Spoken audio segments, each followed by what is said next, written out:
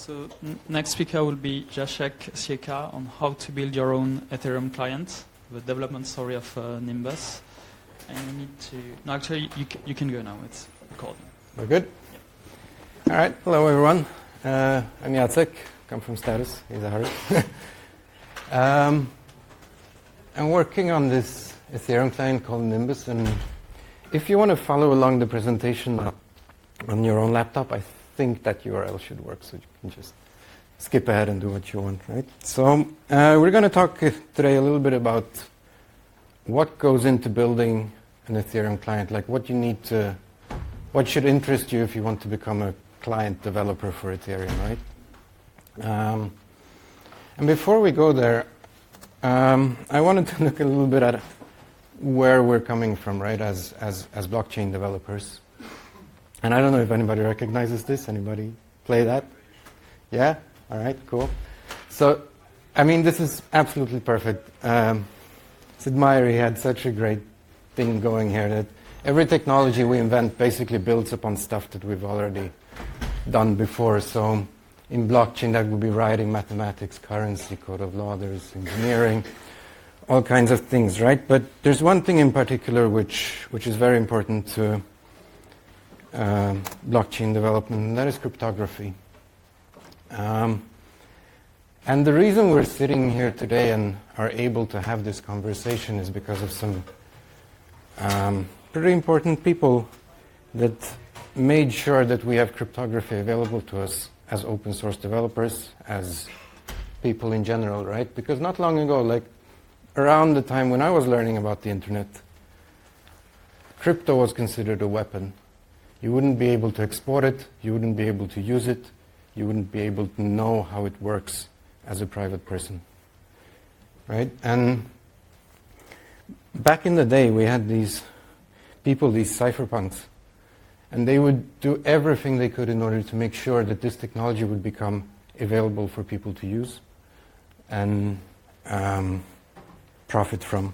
They believed that privacy and encryption was so important that they would commit civil disobedience in order to get us there.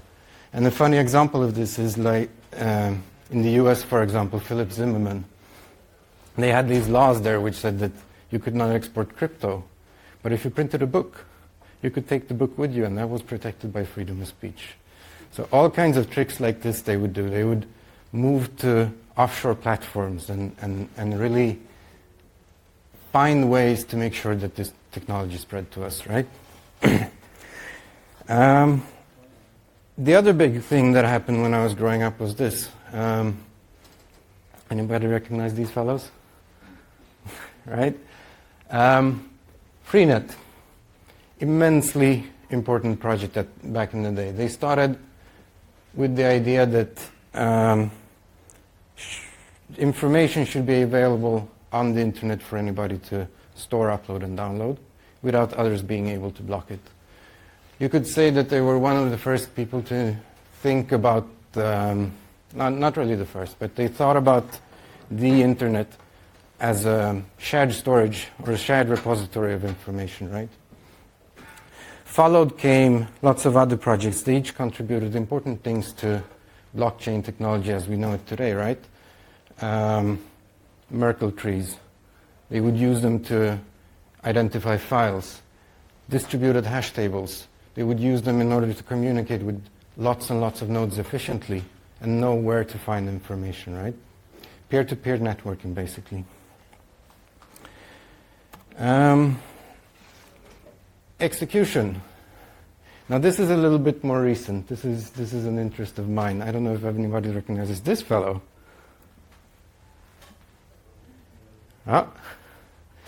LLVM. Now this is like the compiler developer's dream. It's a toolbox with all the toys you can imagine. You can build your own compiler in like 5 minutes. And the blockchain that we're developing for in Nimbus has a virtual machine on its own. So it's kind of another one of those prerequisites that you have to have in order to build an Ethereum client today, right? You have to know a little bit about how virtual machines work. You have to have the technology available to you or build it yourself. And all these things happen, around the 2000s, 2010 maybe, right? And then they sort of stagnated, and the machine learning people came and become very popular, and all this faded a little bit until one more new thing was thrown into the mix of these previous technologies, right? And can anybody guess which one of this it would be?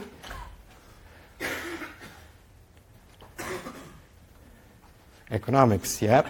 Economics, very well. It wasn't banking, that died off as well. Economics and incentives. I like to use this example simply because it's one that everybody knows more or less. This is basically the barter version of a blockchain. You give files to pieces of files to somebody, and the more you give, the more willing they are to give you. The important part here is that there is an economy involved. There are incentives that are aligned for you to share a file in order to get other pieces of that same file, right? So with that, we have more or less the things that, like the basic building blocks in order to get going in the Ethereum client space, right? Cryptography, networking, some form of execution, specifically in Ethereum, but it's really true for all blockchains except they're more or less static, and some form of incentives, right? So Nimbus, we started this project early 2018. Around the time Ethereum 2 research was still very in its early days. Not a lot was known about it, and we knew that we have a lot of work to do in all these areas that we were working in. Now we chose Nim, which is a language that doesn't have very much already done. It's a fresh language, not so many know it.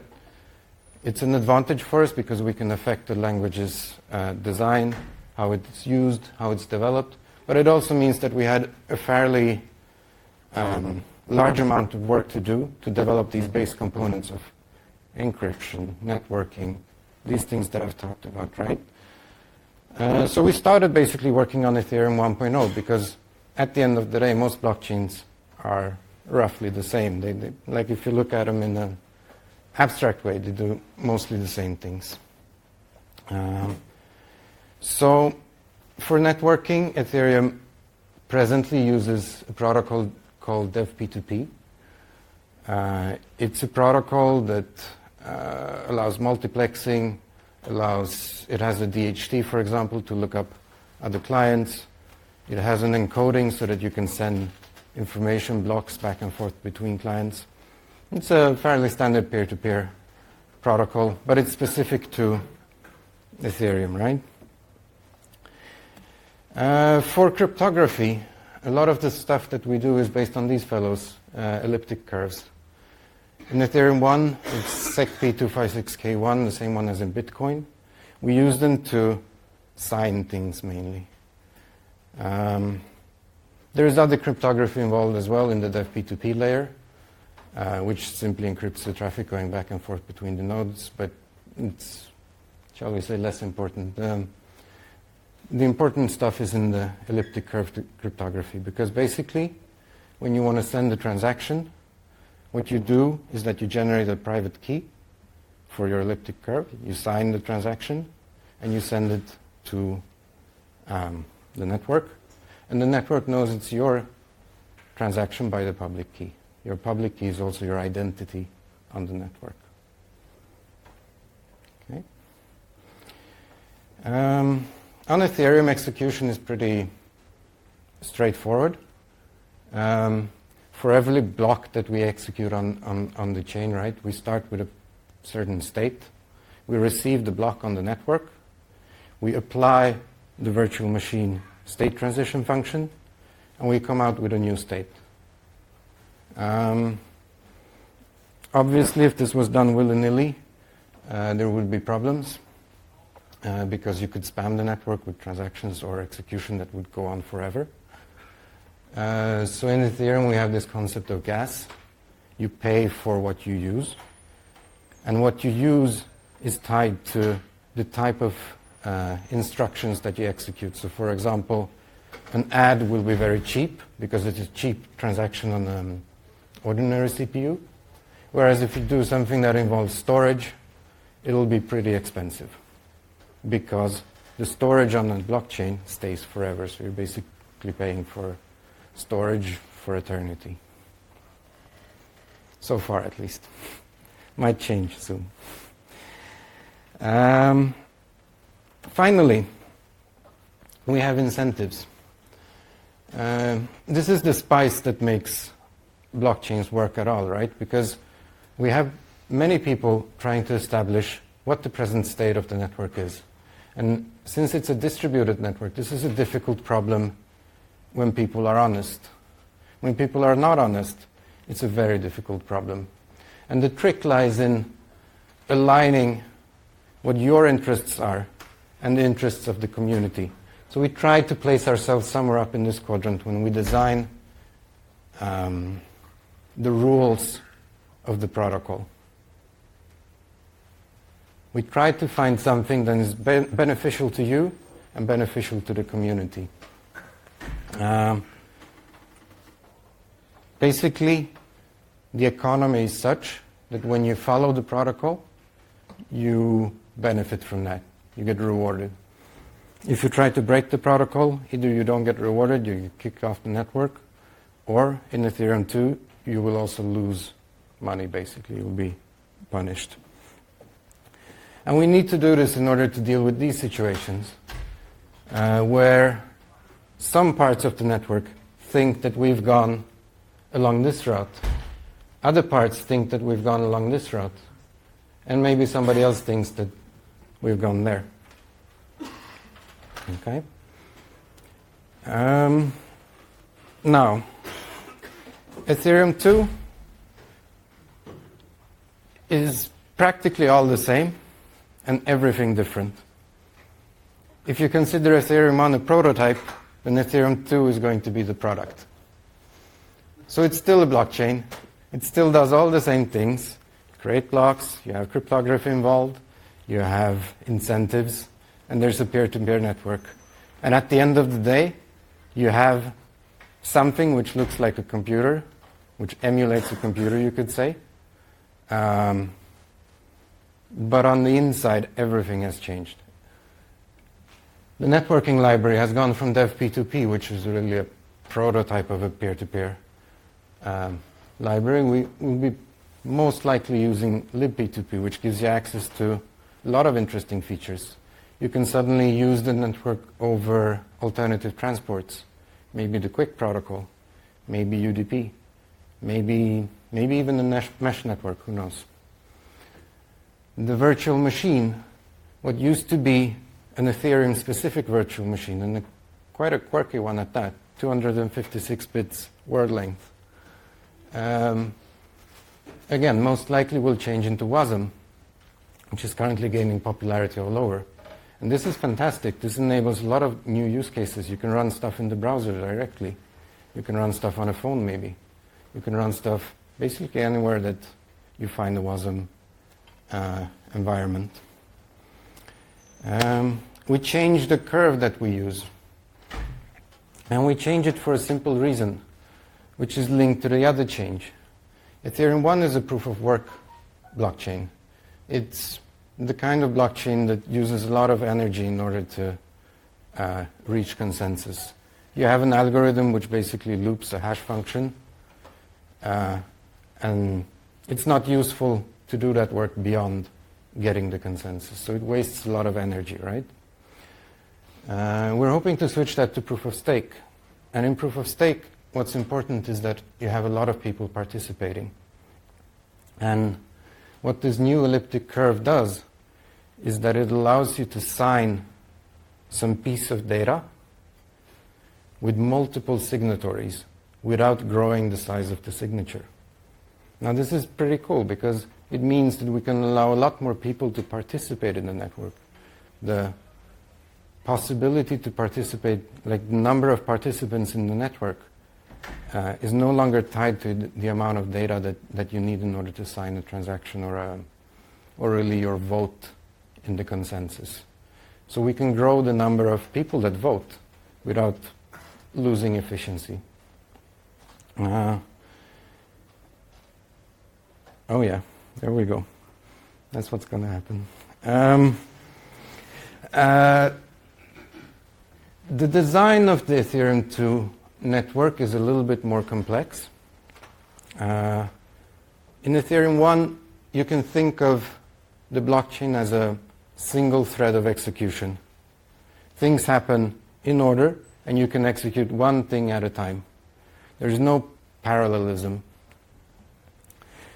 One of the biggest changes beyond the consensus algorithm change in Ethereum 2 is the fact that we'll be able to run shards. And you can think of shards as threads, basically.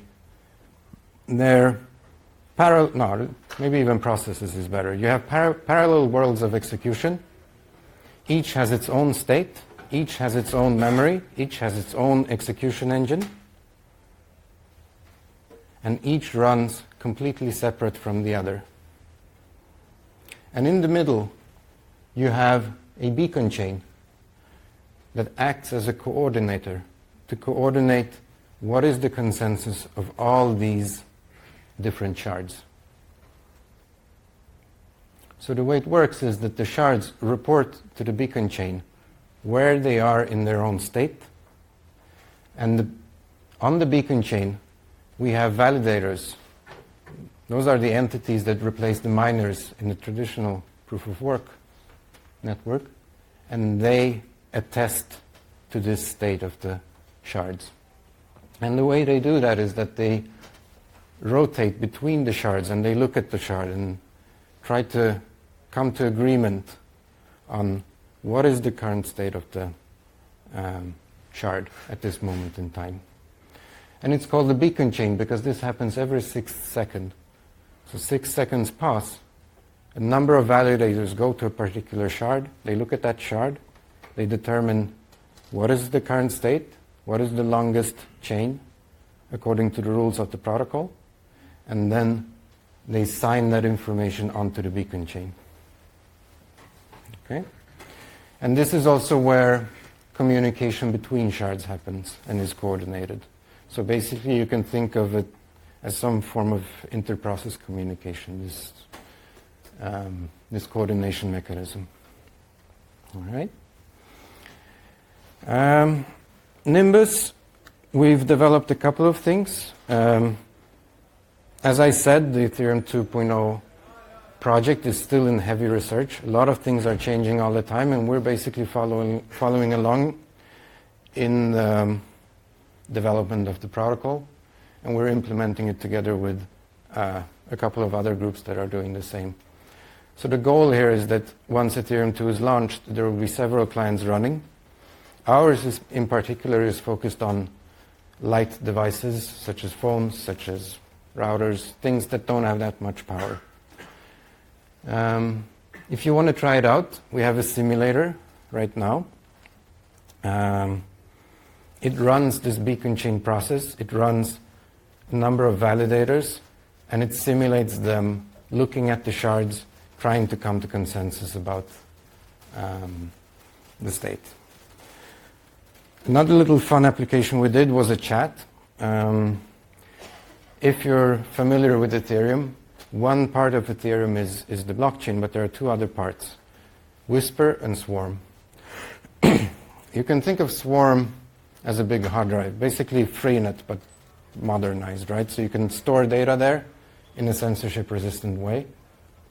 And the third part is Whisper. It's a communications protocol, basically a messaging protocol that aims to make it difficult to detect who you're talking to and when you're talking, and whether or not you're the recipient of a message, right? So it gives you anonymity on the sender side, on the receiver side, and it does so fairly inefficiently by gossiping to everybody. So this is just a fun little test case that we built. And I wanted to show you a snippet of NIM, which is the language that we're writing this application in. Now, NIM is a compiled language. It's statically typed. So we compile down the statically typed language to machine code on the platform that you're running. You can see that it looks a little bit like Python-ish. Uses indentation, not brackets, for those that care.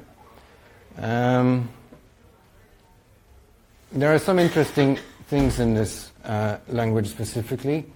One is that it has a very good metaprogramming facility that you can use it to generate basically code on the fly based on what you pass into the functions or macros, right? So for example, here we create an Ethereum node. The Ethereum node is the thing that connects to the network and deals with all the protocol matters.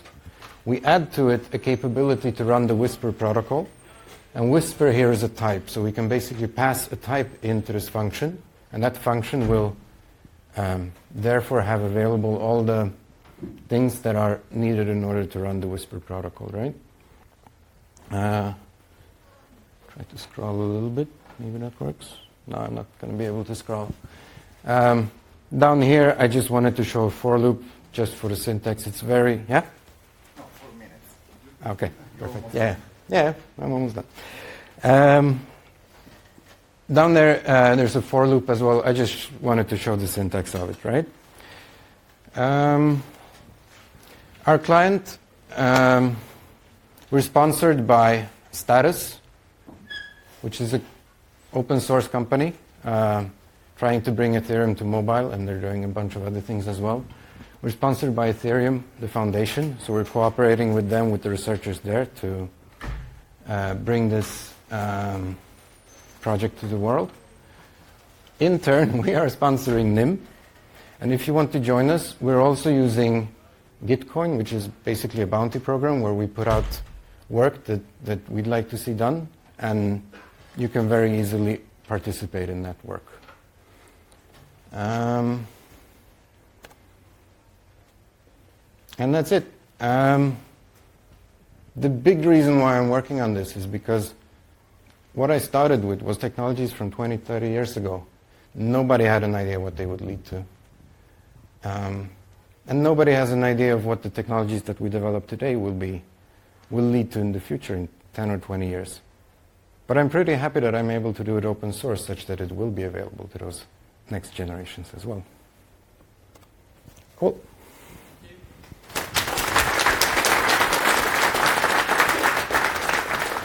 We have time for 1 or 2 questions. Any questions? Yes.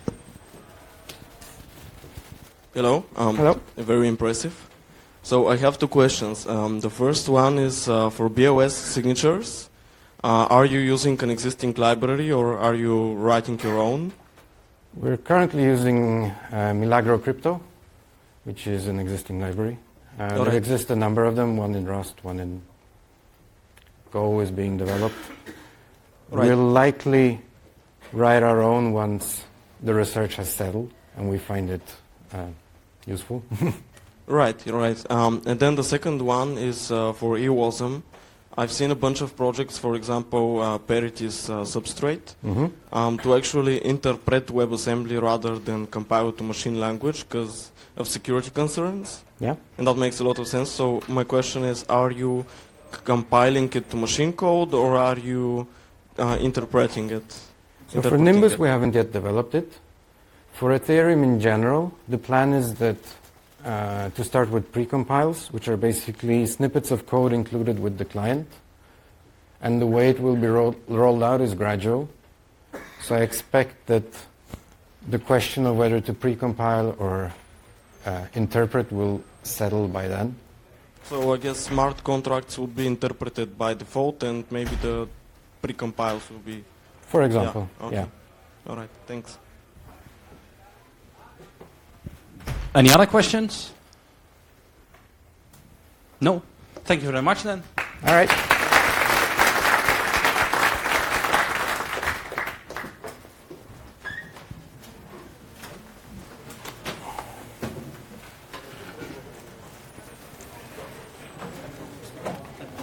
Okay. Thanks so much. All right.